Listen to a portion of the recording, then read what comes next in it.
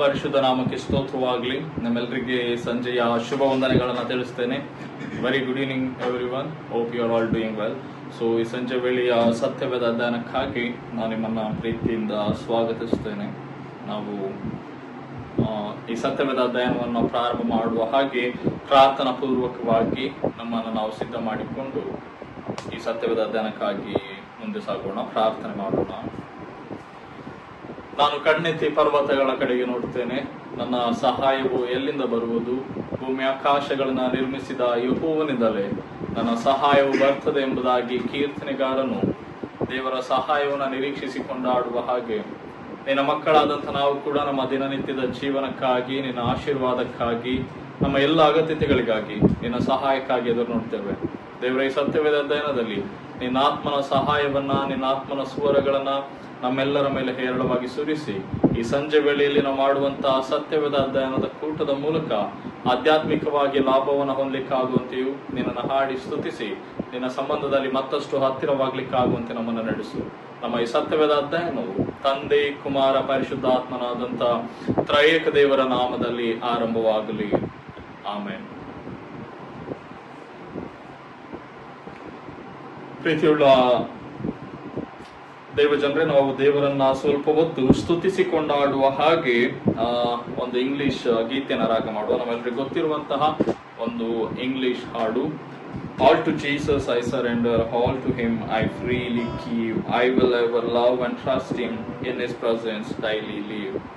ಜೀವನದಲ್ಲಿ ನಮ್ಮದೇನೆಲ್ಲ ಸಮಸ್ಯೆಗಳಿರಬಹುದು, whatever our wishes, dreams, visions and desires, whatever it might be, but ಅದೆಲ್ಲವನ್ನ ದೇವರ ಕೈಗೆ ಒಪ್ಪಿಸಿಕೊಡುವಾಗ God is a better plan and God will accomplish, God will provide at right time ಎನ್ನುವಂತಹ ಒಂದು meaning, ಒಂದು ನಮ್ಮನ್ನು ಉತ್ತೇಜಿಸುವಂತ ಎನ್ಕರೇಜಿಂಗ್ ಸಾಂಗ್. ಅದನ್ನು ನಾವು ಪ್ರಾರ್ಥನಾ ಪೂರ್ವಕವಾಗಿ ದೇವರ ಮಹಿಮೆಗಾಗಿ ರಾಗ ಮಾಡೋಣ. To Jesus I surrender, all to Him I freely give. I will ever love and trust Him, in His presence daily live. I surrender all, I surrender all to Thee, my blessed Savior. I surrender all to Jesus I surrender. Humbly at His feet I bow. Worldly pleasures all forsaken, take me Jesus, take me now. I surrender all, I surrender all to Thee, my blessed Savior. I surrender all to Jesus I surrender. Make me Savior, holy thine. Let me feel Thy Holy Spirit, truly know that Thou art mine. I surrender all, I surrender all to Thee, my blessed Savior. I surrender all to Jesus I surrender. Lord, I give myself to Thee. Fill me with Thy love and power. Let Thy blessing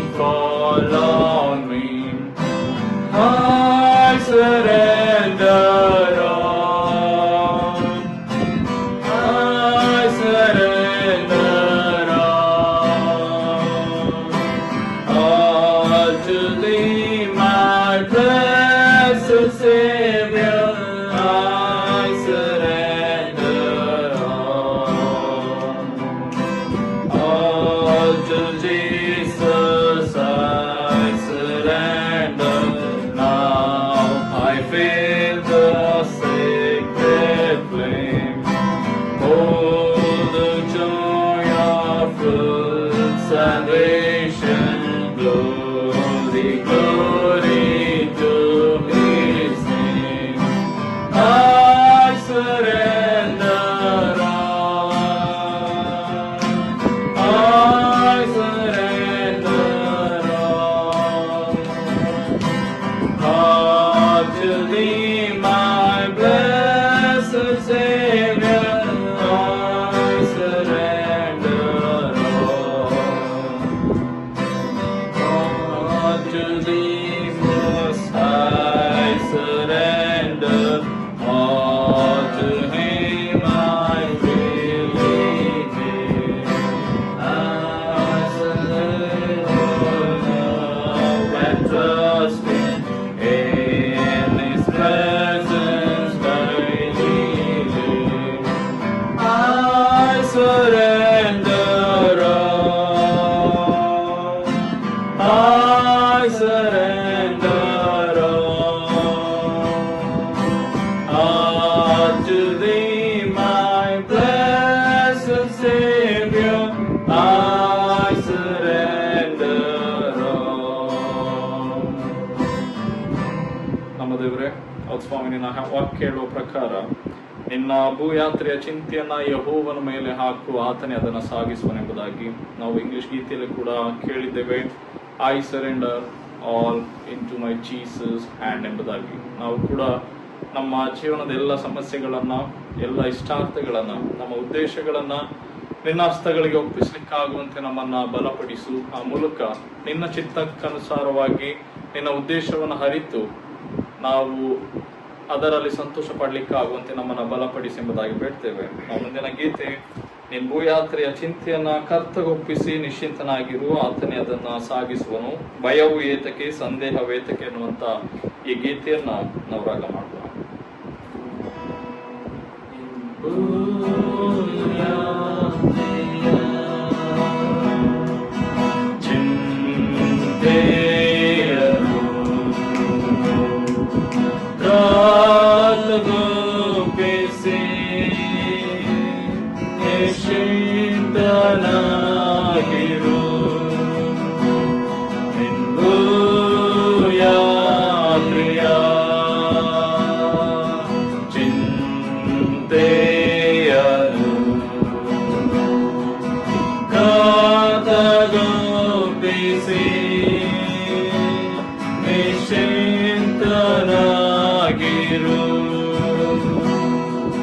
ಭಯವು ಏತಕ್ಕೆ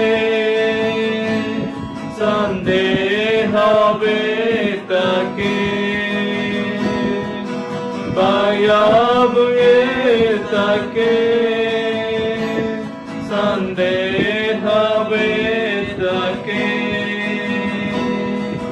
ಕರ್ತನಿರುವಲ್ಲಿ ಚಿಂತೆ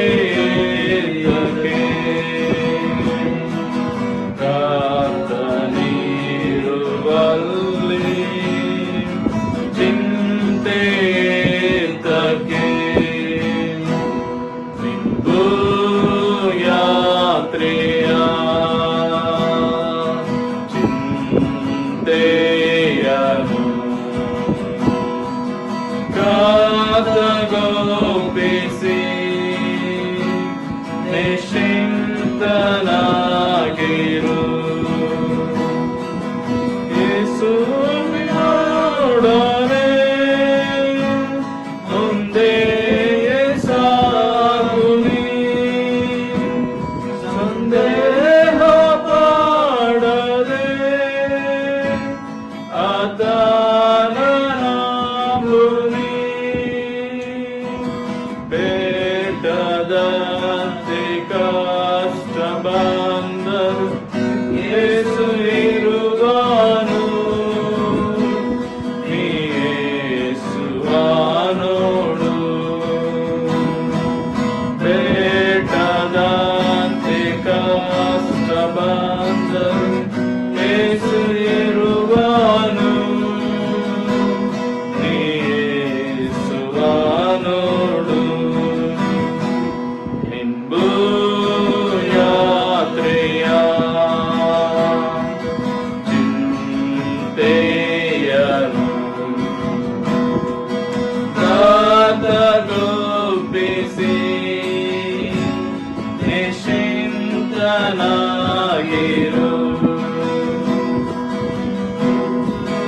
ಯಾತ್ರೆಯ ಚಿಂತೆಯನು ಕಾತಗೊಪ್ಪಿಸಿ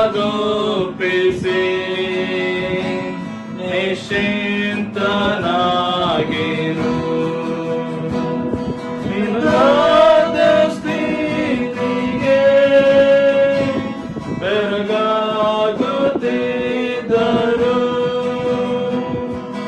ನೀರ ಕಾಲುವೆ ನೀದಾಟುತ್ತಿದ್ದರು ನಿನ್ನ ಮೇಲೆ ಮಮತೆಯಿಟ್ಟ ಯೇಸು ಇರುವನು. ನೀನೇಸುವನೋಡು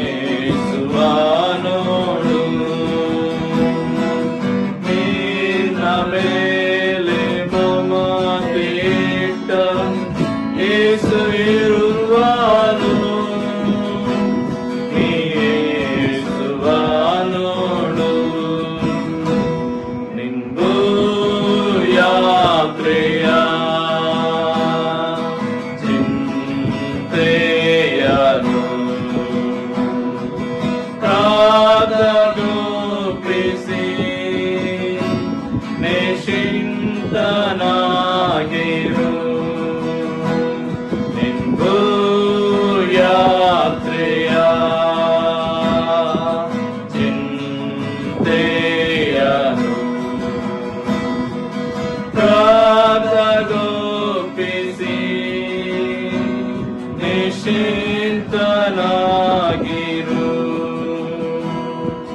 ಭಯವು ಏತಕ್ಕೆ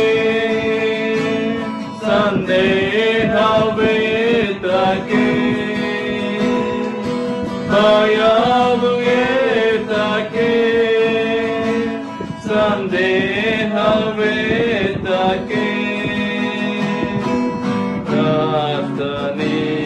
ಕರ್ತನಿರುವಲ್ಲಿ ಚಿಂತೆಯೇತಕ್ಕೆ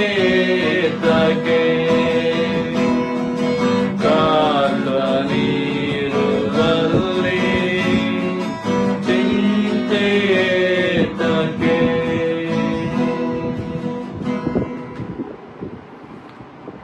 ನಾವು ಮುಂದಿನ ಮತ್ತೊಂದು ಗೀತೆಯನ್ನು ರಾಗ ಮಾಡುವ.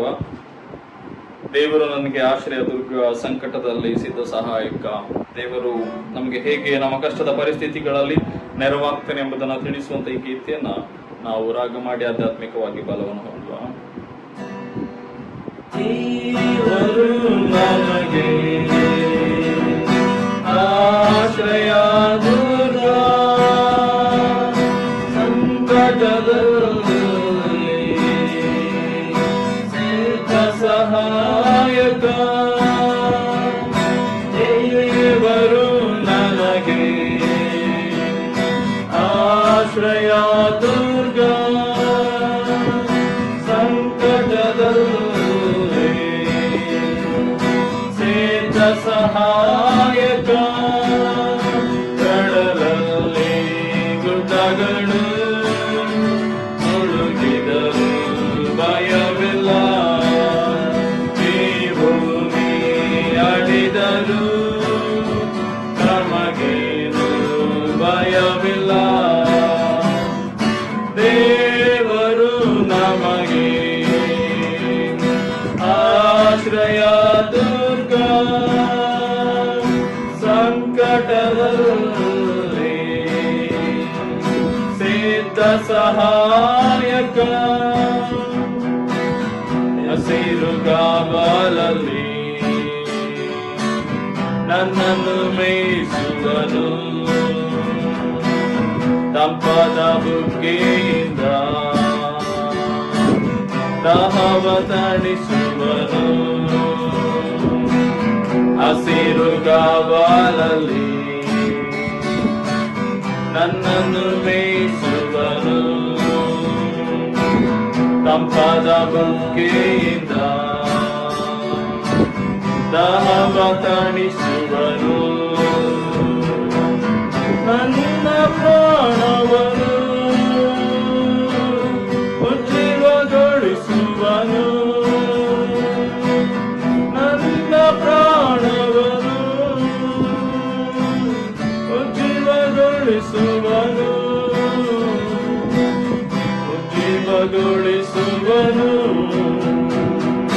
ದೇವರು ನನಗೆ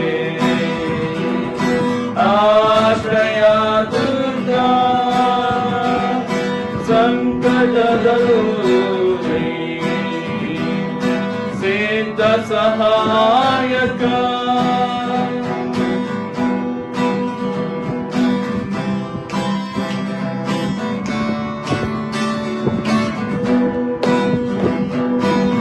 ವೈರಿಗಳ ಎದುರಲಿ ಔತಣ ಬಡಿಸುವನು, ನನ್ನಯ ಶಿರದಲ್ಲಿ ತೈಲವ ಹಚ್ಚುವನು. ವೈರಿಗಳ ಎದುರಲಿ ಔತಣ ಬಡಿಸುವನು, ನನ್ನಯ ಶಿರದಲ್ಲಿ ತೈಲವ ಹಚ್ಚುವನು. ಜೀವಮಾನವೆಲ್ಲ ಶುಭವ ನೀಡುವನು, ಜೀವಮಾನವೆಲ್ಲ ಕೃಪೆಯ ತೋರುವನು, ಕೃಪೆಯ ತೋರುವನು. ದೇವರು ನನಗೆ ಆಶ್ರಯ ದುರ್ಗ,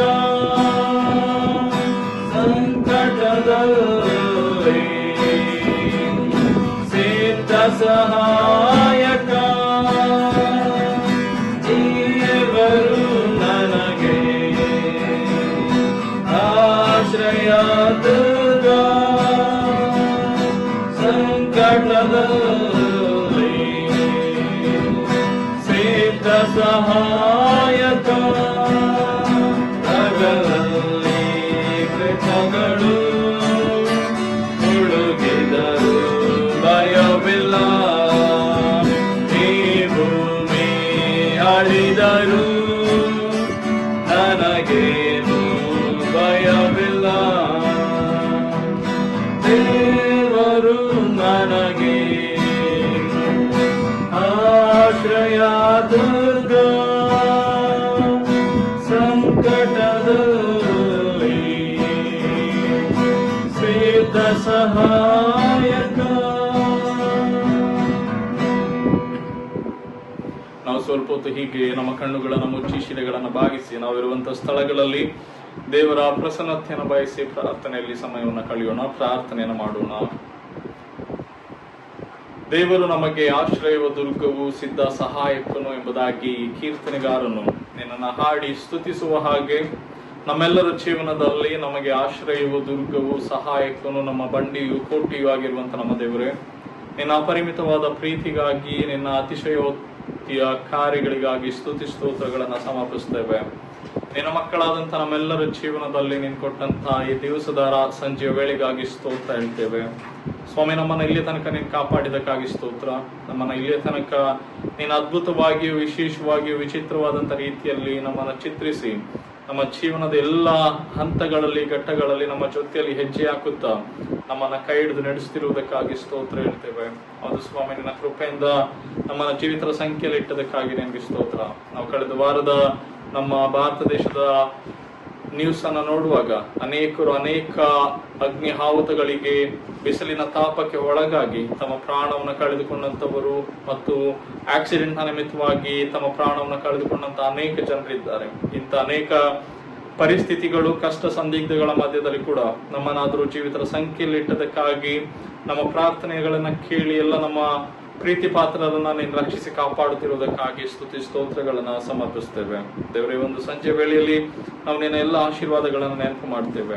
ಈ ಒಂದು ಸಂದರ್ಭದಲ್ಲಿ ನಾವು ಸಭೆಯಾಗಿ ಆನ್ಲೈನ್ ನಲ್ಲಿ ಸೇರಿಕೊಂಡು ನಿನ್ನನ್ನ ಪ್ರಾರ್ಥಿಸುವಾಗ, ನಿನ್ನ ವಾಕ್ಯವನ್ನು ಧ್ಯಾನ ಮಾಡುವಾಗ ಇದರಲ್ಲಿ ಪಾಲ್ಗೊಂಡಂತ ಪ್ರತಿಯೊಬ್ಬೊಬ್ಬರನ್ನ ನೀನು ಆಶೀರ್ವಾದ ಮಾಡು, ಅವರ ಹೃದಯವನ್ನು ಪ್ರವೇಶ ಮಾಡು, ಅವರ ಹೃದಯದಲ್ಲಿ ನೀನು ವಾಸ ಮಾಡಿ ಅವರ ಜೀವನದ ಮೂಲಕ ನಿನ್ನನ್ನು ಮಹಿಮೆ ಪಡಿಸಲಿಕ್ಕೆ ಆಗುವಂತೆ ಪ್ರತಿಯೊಬ್ಬೊಬ್ಬರ ಹೃದಯದಲ್ಲಿ ನೀನು ಕಾರ್ಯ ಮಾಡಿ ಎಂಬುದಾಗಿ ಬೇಡ್ತೇವೆ. ವಿಶೇಷವಾಗಿ ಈ ಒಂದು ಸಂದರ್ಭದಲ್ಲಿ ನಾವು ಸಭೆಯಾಗಿ ಪ್ರಾರ್ಥನೆಯನ್ನು ಮಾಡುವಾಗ ಕಷ್ಟ ಕಣ್ಣೀರಿನಲ್ಲಿರುವಂತ ಎಲ್ಲ ಜನರನ್ನ ನೆನಪು ಮಾಡ್ತೇವೆ. ಅನೇಕ ಕಡೆಗಳಲ್ಲಿ ವಿಪರೀತವಾದಂತಹ ಬಿಸಿಲಿನ ತಾಪದಿಂದಾಗಿ ಅನೇಕ ವಿದ್ಯಾರ್ಥಿಗಳು ಜನರು ಸಂದಿಗ್ಧ ಪರಿಸ್ಥಿತಿಯಲ್ಲಿ ಕಷ್ಟದ ಪರಿಸ್ಥಿತಿಗಳನ್ನು ಎದುರಿಸುತ್ತಿರುವಾಗ ಅಂತಹ ಒಂದು ಪರಿಸರದಲ್ಲಿ ಉತ್ತಮವಾದಂತಹ ಪರಿಸರವನ್ನ ನಿರ್ಮಿಸಲಿಕ್ಕೆ ಜನರ ಹೃದಯದಲ್ಲಿ ನೀನು ಕಾರ್ಯ ಮಾಡು, ಮತ್ತಿರುವಂತ ಬಿಸಿಲಿನ ತಾಪವನ್ನ ಕಡಿಮೆ ಮಾಡು ಎಂಬುದಾಗಿ ನಿನ್ನಲ್ಲಿ ಬೇಡ್ತೇವೆ ದೇವರೇ. ಅದೇ ರೀತಿಯಲ್ಲಿ ಇನ್ನು ಅನೇಕ ಕಡೆಗಳಲ್ಲಿ ಅನೇಕ ಹಾವುತಿಗಳಿಂದ ಬಡ ಜನರು, ಮುಕ್ತರು, ನಿರ್ಗತಿಕರು ಮತ್ತು ಮಕ್ಕಳು, ಮಹಿಳೆಯರು ಸಮಸ್ಯೆಗೆ ಒಳಗಾಗಿರುವಾಗ ಅಂತ ಎಲ್ಲ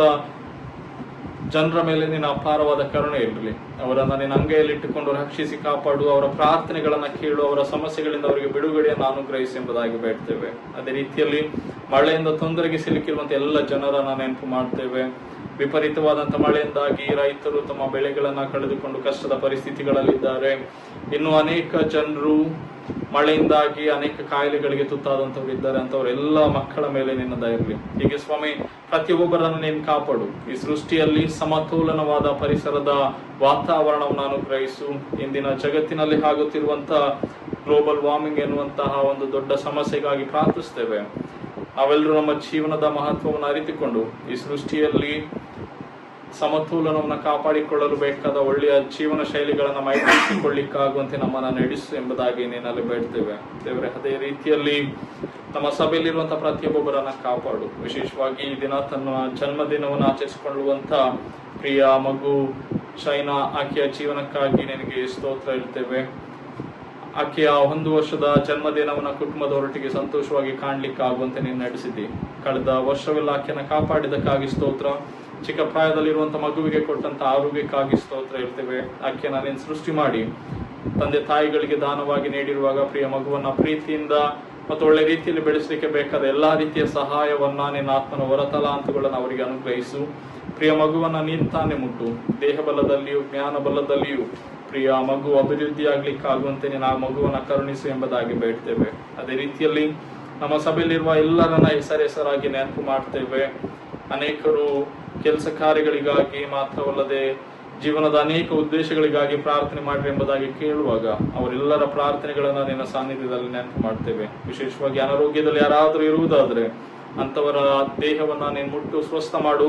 ದೇಹಕ್ಕೆ ಬಲ, ಶಕ್ತಿ, ಆರೋಗ್ಯವನ್ನ ತುಂಬು. ಹೊಸ ಚೈತನ್ಯವನ್ನ ಧರಿಸಿಕೊಳ್ಳುವುದರ ಮೂಲಕ ಅವರು ತಮ್ಮ ಜೀವನವನ್ನ ಸಂತೋಷವಾಗಿ ಆರೋಗ್ಯದಾಯಕವಾಗಿ ಕಳೀಲಿಕ್ಕಾಗುವಂತೆ ನೀನು ತಾನೇ ಆಶೀರ್ವಾದ ಮಾಡಿ ಎಂಬುದಾಗಿ ಬೇಡ್ತೇವೆ. ಹೇಗೂ ಸ್ವಾಮಿ, ದೂರದಲ್ಲಿರುವಂತಹ ನಮ್ಮ ಕುಟುಂಬದವರೆಲ್ಲರನ್ನ ನೀನು ಕಾಪಾಡು. ಇಲ್ಲಿಯ ತನಕ ನಮ್ಮ ಪ್ರಾರ್ಥನೆಗಳನ್ನ ಕೇಳಿದ್ದಿ, ನಮ್ಮ ಎಲ್ಲ ಅಗತ್ಯತೆಗಳನ್ನ, ಇಷ್ಟಾರ್ಥಗಳನ್ನ ನೀನು ಪೂರೈಸಿದ್ದಕ್ಕಾಗಿ ಸ್ತೋತ್ರ. ಮುಂದಿನ ದಿವಸಗಳಲ್ಲಿ ಕೂಡ ನೀನೇ ನಮಗೆ ನಾಯಕನು, ಯಜಮಾನನಾಗಿದ್ದುಕೊಂಡು ಹಸಿರುಗಾವಲುಗಳಲ್ಲಿ ನಡೆಸುತ್ತಾ ನಿನ್ನ ಮಹಿಮೆಗಾಗಿ ನಮ್ಮನ್ನು ಉಪಯೋಗಿಸಿ ಎಂಬುದಾಗಿ ಬೇಡ್ತೇವೆ. ಈ ಒಂದು ಸಂಜೆ ವೇಳೆಯಲ್ಲಿ ನಾವು ನಿನ್ನ ವಾಕ್ಯವನ್ನ ಸ್ವಲ್ಪ ಹೊತ್ತು ಧ್ಯಾನ ಮಾಡ್ಲಿಕ್ಕಿರುವಾಗ ನಿನ್ನ ವಾಕ್ಯದ ಮುಖಾಂತರವಾಗಿ ನಮ್ಮೊಟ್ಟಿಗೆ ಮಾತನಾಡು. ನಿಮ್ಮ ವಾಕ್ಯ ನಮ್ಮ ಹೃದಯದಲ್ಲಿ ಕಾರ್ಯವನ್ನ ಮಾಡಲಿ.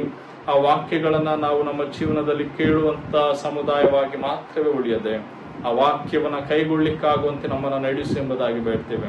ಈಗಲೂ ನೀನು ನಮ್ಮ ಜೊತೆಯಲ್ಲಿರು. ನಿನ್ನ ಪ್ರಸನ್ನತೆಯಿಂದ ನಮ್ಮೆಲ್ಲರನ್ನ ಆನ್ಲೈನ್ ನಲ್ಲಿ ಭಾಗಿಯಾದಂತ ಪ್ರತಿಯೊಬ್ಬರನ್ನ ನಿನ್ನ ಪ್ರಸನ್ನತೆಯ ಅನುಭವಕ್ಕೆ ನಡೆಸು. ನನ್ನ ಬಾಯ ಮಾತುಗಳು, ನಮ್ಮೆಲ್ಲರ ಹೃದಯದ ಧ್ಯಾನವು ನಿನಗೆ ಮಾತ್ರ ಸಮರ್ಪಕವಾಗಿರಲಿ. ಆಮೇಲೆ ಪ್ರೀತಿಯ ದೇವಜನರ ನಿಮ್ಮೆಲ್ಲರಿಗೆ ಮತ್ತೊಂದು ಆವೃತ್ತಿ ಸಂಜೆಯ ಶುಭ ವಂದನೆಗಳನ್ನ ತಿಳಿಸ್ತೇನೆ. ನಾವು ಈ ಸಂಜೆ ವೇಳೆಯಲ್ಲಿ ದೇವರ ವಾಕ್ಯವನ್ನು ಆನ್ಲೈನ್ ಮೂಲಕವಾಗಿ ಮಾಡಲಿಕ್ಕೆ ದೇವರು ನಮ್ಮನ್ನು ನಡೆಸೋದಕ್ಕಾಗಿ ದೇವರಿಗೆ ಸ್ತೋತ್ರವಾಗಲಿ. ನಾವು ಇವತ್ತಿನ ನಮ್ಮ ಪರಿಸರವನ್ನು, ನಮ್ಮ ಸೃಷ್ಟಿಯನ್ನು ನೋಡುವುದಾದ್ರೆ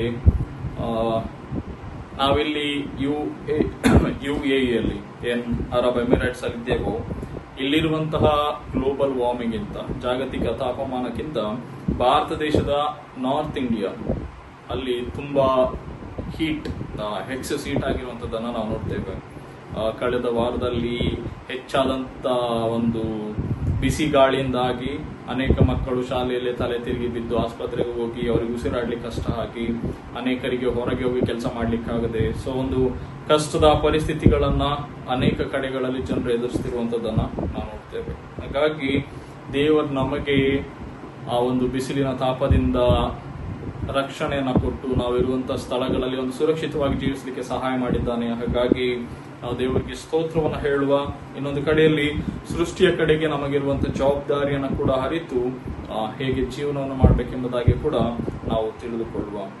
ನಾವು ಇದನ್ನ ದೇವರ ವಾಕ್ಯವನ್ನು ಧ್ಯಾನ ಮಾಡಲಿಕ್ಕಿರುವಾಗ ಕೀರ್ತನೆಗಳು 55ನೇ ಅಧ್ಯಾಯವನ್ನು ನಾವು ಧ್ಯಾನ ಮಾಡ್ಲಿಕ್ಕಿದ್ದೇವೆ. ದ ಬುಕ್ ಆಫ್ ಸಾಮ್ ಚಾಪ್ಟರ್ 55. ನಾವು ಅದರಲ್ಲಿ ಕಳೆದ ವಾರ 54th ಚಾಪ್ಟರ್ ಅನ್ನ ನಾವು ನೋಡಿದ್ದೇವೆ. ಅಲ್ಲಿ ಹೇಗೆ ದಾವೀದ ಅಮಲೇಕ್ಯರಿಂದ ಅಥವಾ ಒಂದು ಸ್ಥಳದಿಂದ ತಪ್ಪಿಸಿಕೊಳ್ಳುವಾಗ ಚೀಫಾ ಎನ್ನುವಂತ ಒಂದು ಗುಂಪಿನ ಜನರು ದಾವೀದನ ವಿರುದ್ಧವಾಗಿ ತಿರುಗಿ ಬಂದು ಸೌಲನಿಗೆ ಎಲ್ಲ ಮಾಹಿತಿಯನ್ನು ಕೊಡುವಂಥದ್ದು. ಆಗ ದಾವೀದ ಆ ಸಂದರ್ಭದಲ್ಲಿ ಕೀರ್ತನೆಯನ್ನು ರಚಿಸುವಂಥದ್ದನ್ನ ನಾವು 54ನೇ ಅಧ್ಯಾಯದಲ್ಲಿ ನೋಡ್ತೇವೆ. ನಾವು ಹೀಗೆ ಮುಂದಿನ ಅಧ್ಯಾಯ 55ನೇ ಅಧ್ಯಾಯಕ್ಕೆ ಹೋಗುವಾಗ 55ನೇ ಅಧ್ಯಾಯ ಸ್ವಲ್ಪ ಸಿಮಿಲರ್ ಕಂಟೆಂಟ್ಸ್ ಅಂತ ಅನಿಸಿದ್ರೆ ಕೂಡ ಅದನ್ನ ಮೆಡಿಟೇಟ್ ಮಾಡುವಂಥದ್ದು ನಮ್ಗೆ ಒಳ್ಳೇದಂತ ಅನಿಸ್ತು. ಯಾಕೆಂತ ಹೇಳಿದ್ರೆ ಅದರಲ್ಲಿ ಕೂಡ ನಮ್ಗೆ ತುಂಬಾ ಆತ್ಮಿಕವಾದಂತ ಲಾಭವನ್ನ, ಆಧ್ಯಾತ್ಮಿಕ ಸ್ಥೈರ್ಯವನ್ನ, ಬಲವನ್ನ, ಜ್ಞಾನವನ್ನು ಹೊಂದಿಕೊಳ್ಳಿಕ್ಕೆ ಸಾಧ್ಯವಾಗ್ತದೆ ಎಂಬುದಾಗಿ ತಿಳ್ಕೊಳ್ಳಿಕ್ಕೆ ನಾವು ಈ ಕೀರ್ತನೆಯಲ್ಲಿ ನೋಡ್ತೇವೆ. ಹಾಗಾಗಿ 55ನೇ ಕೀರ್ತನೆಯನ್ನ ನಾನು ಧ್ಯಾನ ಮಾಡುವಾಗ ವಚನವಾಗಿ ಧ್ಯಾನ ಮಾಡ್ಲಿಕ್ಕಿರುವಾಗ ಆ ವಚನಗಳನ್ನ ಓದ್ತಾ ಹೋಗ್ತೇನೆ.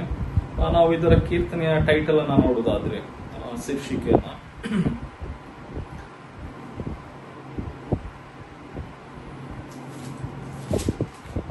55ನೇ ಕೀರ್ತನೆಯನ್ನ ದಾವೀದನೇ ಬರೆದಂತಹ ಒಂದು ಕೀರ್ತನೆ.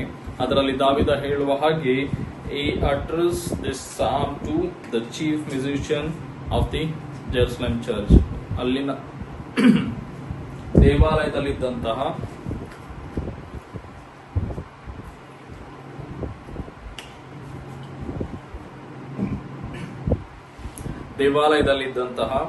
ಮ್ಯೂಸಿಷಿಯನ್ಗಳಿಗೆ ಈ ಕೀರ್ತನೆಯನ್ನು ದಾವೀದ ಅಡ್ರೆಸ್ ಮಾಡಿ ಬರೆಯುವಂಥದ್ದನ್ನ ನಾವು ನೋಡ್ತೇವೆ.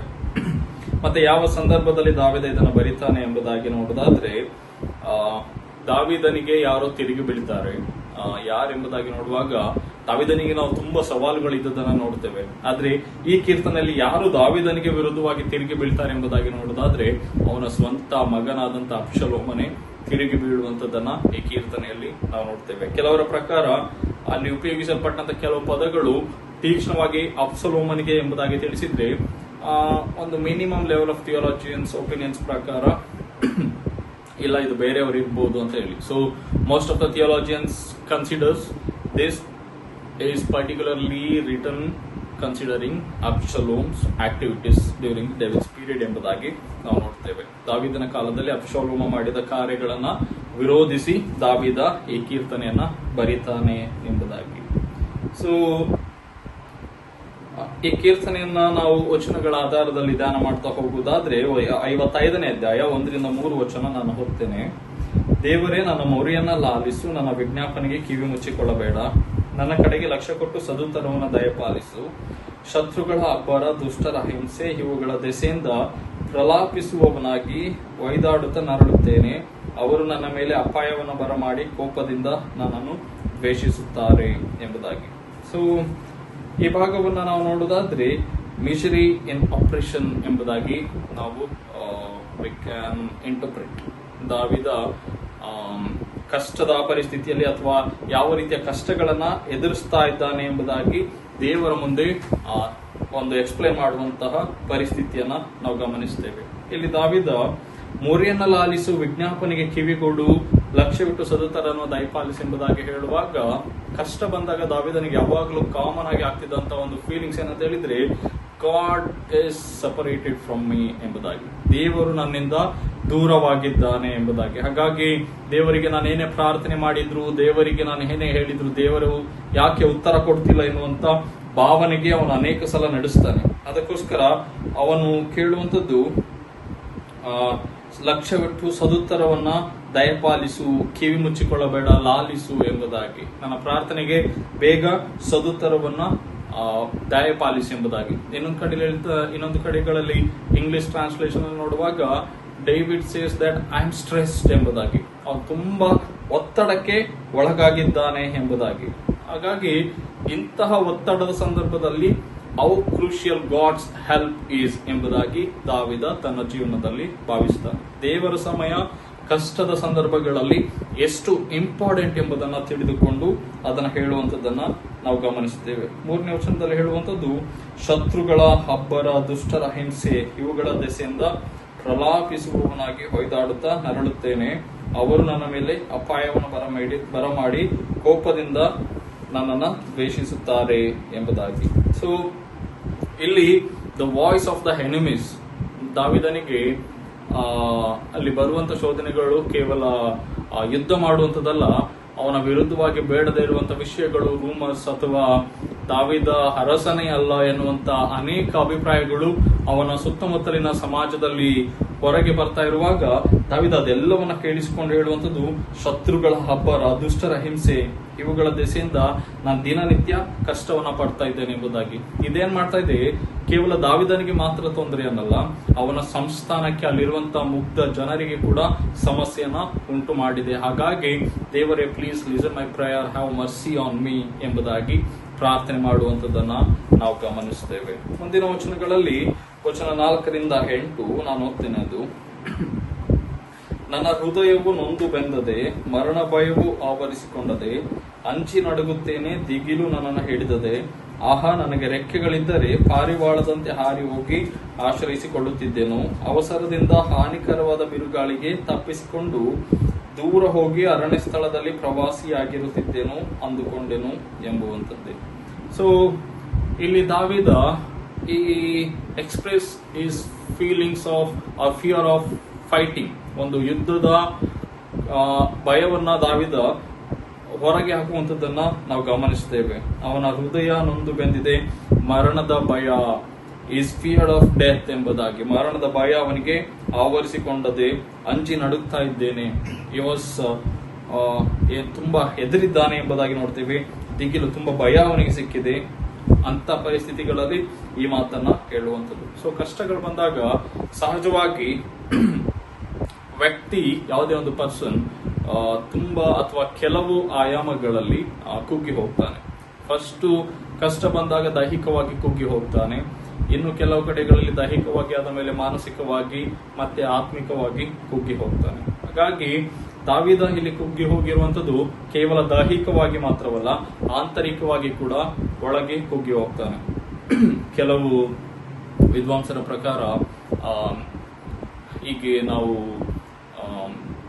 ಸೋಷಿಯಲ್ ಮೀಡಿಯಾದಲ್ಲಿ ನೋಡುವಾಗ ಬರುವಂತ ವಿಷಯ ಅಂತ ಹೇಳಿದ್ರೆ, ಯಾವುದೇ ಒಬ್ಬ ವ್ಯಕ್ತಿ was physically oppressed, still he can be happy, but when is emotionally or internally oppressed, physically ಏನು ಅಪ್ರೆಸ್ಡ್ ಆಗೋದಿದ್ರೆ ಸಹ he cannot remain happiest person ಎಂಬುದಾಗಿ.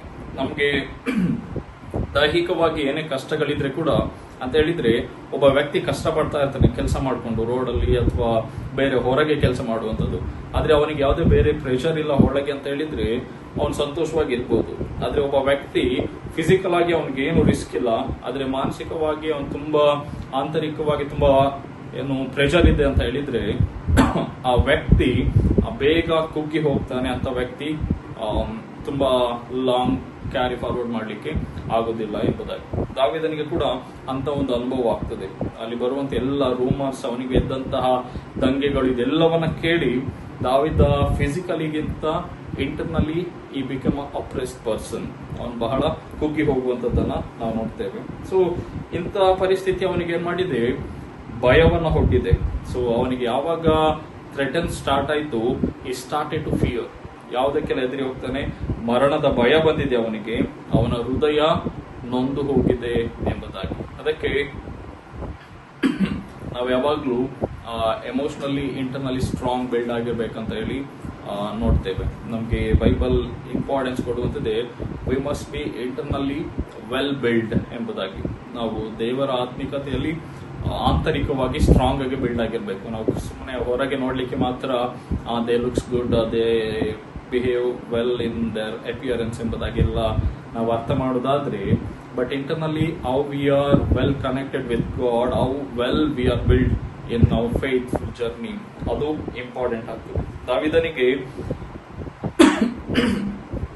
ಎಷ್ಟೇ ಭಯಭಕ್ತಿಯಲ್ಲಿದ್ರೆ ಕೂಡ ಅವನಿಗೆ ಬಂದಂತ ಸವಾಲುಗಳು ಏನ್ ಮಾಡ್ತದೆ, ಅವನಿಗೆ ಆಂತರಿಕವಾಗಿ ಕುಗ್ಗಿಸಿ ಬಿಡ್ತದೆ. ಅಂತ ಹೇಳಿದ್ರೆ ಅವನು ಎಷ್ಟು ಕಷ್ಟದಲ್ಲಿ ಇದ್ದಾನೆ ಎಂಬುದಾಗಿ ತಿಳಿಸ್ತದೆ. ಅವನಿಗೆ ಹೃದಯ ನೊಂದಿದೆ, ಇನ್ನೊಂದು ಕಡೆ ಮರಣ ಭಯ ಕೂಡ ಎದುರು ಹಾಕಿದೆ, ಅಂಜಿ ನಡುಗುತ್ತೇನೆ ಎಂಬುದಾಗಿ ಹೇಳ್ತಾ ಇದ್ದಾನೆ. ಈ ಸ್ಕೇಡ್ ಫಾರ್ ಇಸ್ ಎನಿಮೀಸ್ ಎಂಬುದಾಗಿ, ಈ ಸ್ಕೇಡ್ ಟು ಇಸ್ ಎನಿಮೀಸ್, ಅವನ ವೈರಿಗಳ ನಿಮಿತ್ತವಾಗಿ ಅವನಿಗೆ ಏನಾಗಿದೆ, ಡಿಪ್ರೆಷನ್, ಮತ್ತೆ ಈ can't move is anything in is life ಎಂಬುದಾಗಿ ಎನ್ನುವಂತ ಒಂದು ಸಿಚುವೇಶನ್ಗೆ ಬಂದಿದೆ, ಯಾವುದೇ ನಿರ್ಧಾರಗಳನ್ನ ತಕೊಳ್ಳಿಕ್ಕಾಗದೆ ಇರುವುದು. ಸೊ ಇಂಥ ಸಂದರ್ಭಗಳಲ್ಲಿ ಎ ಥಿಂಕ್ ಸಮಥಿಂಗ್ ಆಲ್ಟರ್ನೇಟಿವ್, ಒಂದು ಏನಂತ ಯೋಚನೆ ಮಾಡ್ತಾನೆ ಹೇಳಿದ್ರೆ, ಒಂದು ವೇಳೆ ನನಗೆ ರೆಕ್ಕೆಗಳಿದ್ದರೆ ಪಾರಿವಾಳದಂತೆ ಹಾರಿ ಹೋಗಿ ಆಶ್ರಯಿಸಿ ಕೊಳ್ಳುತ್ತಿದ್ದೇನು. ಅಂತ ಪರಿಸ್ಥಿತಿಯಲ್ಲಿ ನನಗೊಂದು ವೇಳೆ ರೆಕ್ಕೆ ಇದ್ರೆ, ನಾವು ಕೂಡ ನೆನೆಸ್ತೇವೆ ಸಹಜವಾಗಿ, ಕಷ್ಟ ಬಂದಾಗ ಅಥವಾ ಏನಾದ್ರೂ ಪ್ರಾಬ್ಲಮ್ ಆದ್ರೆ ನಮಗೊಂದು ರೆಕ್ಕೆ ಇದ್ರೆ ನಾವು ಇಲ್ಲಿಂದ ಅಲ್ಲಿಗೆ ಹೋಗಿ ಬರ್ಬೋದಿತ್ತು ಅಂತ ಹೇಳಿ. ದಾವಿದ ಕೂಡ ಅಂತ ಯೋಚನೆಯಿಂದ ಹೊರತಾಗಿರ್ಲಿಲ್ಲ. ಇಫ್ ಇಟ್ಸ್ ದಿ ಸೇಮ್, ನನಗೆ ಒಂದು ವಿಂಗ್ಸ್ ಎಲ್ಲ ಇದ್ರೆ I can fly and find shelter in safer place ಎಂಬುದಾಗಿ. ಅಲ್ಲಿ ಪಿಜನ್ ಎಂಬುದಾಗಿ, ಡವ್ ಅಂತ ಹೇಳ್ಬೇಕಿದ್ರೆ ಪಾರಿವಾಳ ಕೂಡ ಒಂದು ತುಂಬಾ ಹೆದರುವಂತ ಪಕ್ಷಿ. ಬೇರೆ ಪಕ್ಷಿಗಳಿಗೆ ಕಂಪ್ಯಾರಿಟಿವ್ಲಿ ಪಾರಿವಾಳ ಹೆದರ್ತದೆ ಬೇರೆ ಪಕ್ಷಿಗಳಿಗೆ ನೋಡಿದ್ರೆ, ಮತ್ತೆ ಪಾರಿವಾಳವನ್ನ ಬೇರೆ ಪಕ್ಷಿಗಳು ಅಟ್ಯಾಕ್ ಮಾಡ್ತವೆ. ಹಾಗಾಗಿ ಪಾರಿವಾಳ ಬೇಗ ಬೇರೆ ಬೇರೆ ಪಕ್ಷಿಗಳೊಟ್ಟಿಗೆ ಮಿಂಗಲ್ ಆಗೋದಿಲ್ಲ. ಅಟ್ಯಾಕ್ ಮಾಡಿದ್ರೆ it's easily surrender to them, ಅದನ್ನು ಈಸಿಯಲ್ಲಿ ಬೇಗ ಸರೆಂಡರ್ ಆಗಿಬಿಡ್ತದೆ. ಇನ್ನೊಂದು ಕಡೆಯಲ್ಲಿ ಅದು ಯಾವಾಗಲೂ ತನ್ನ ಬೌಂಡ್ರಿಯನ್ನ ಸುರಕ್ಷಿತವಾದಂತವರೊಟ್ಟಿಗೆ, ತನ್ನ ಸರೌಂಡಿಂಗ್ಸ್ ಒಟ್ಟಿಗೆ ಇಟ್ಕೊಂಡಿರ್ತದೆ. ಹಾಗಾಗಿ ದಾವಿದ ಪಾರಿವಾಳಕ್ಕೆ ತನ್ನನ್ನು ಹೀಗೆ ಹೋಲಿಕೆ ಮಾಡ್ತಾ ಇದ್ದಾನೆ, I am scared, I am worried about my life ಎಂಬುದಾಗಿ. ಸೊ ನಾವು ಇಂಥ ಪರಿಸ್ಥಿತಿಗಳಲ್ಲಿ ದಾವಿದ ಈ ಕೀರ್ತನೆಯನ್ನ ರಚಿಸ್ತಾ ಹೋಗ್ತಾನೆ.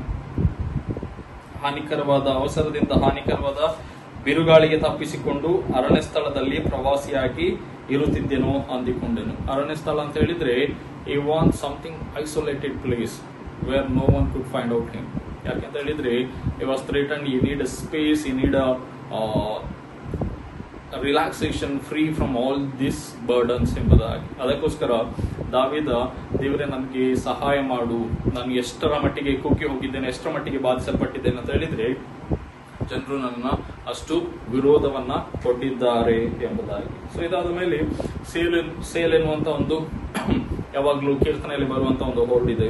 It takes a space before two stanzas, ಮಧ್ಯದಲ್ಲಿ ಬರುವಂತ ಒಂದು ಇಂಟರ್ಲೂಡ್ ಹಾಗೆ. ಸೊ ಅದಾಗುವಾಗ we have to examine or we have to think what's happening in this psalm ಎಂಬುದಾಗಿ. It's a pause to examine on that psalm ಎಂಬುದಾಗಿ.